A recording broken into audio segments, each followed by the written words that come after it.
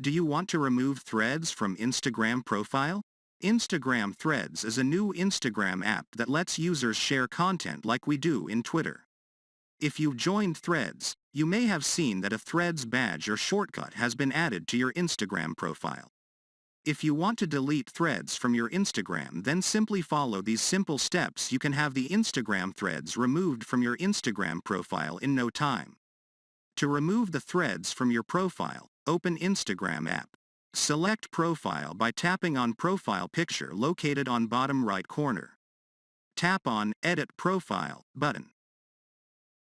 Now turn off Show Threads shortcut. Make sure to save changes by clicking the checkmark icon in the top right corner. And you are done. The threads should be removed from your Instagram profile.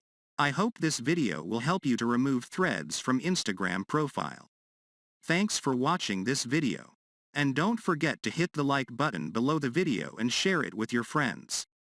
If you want more videos like this, then tap on the subscribe button and join us.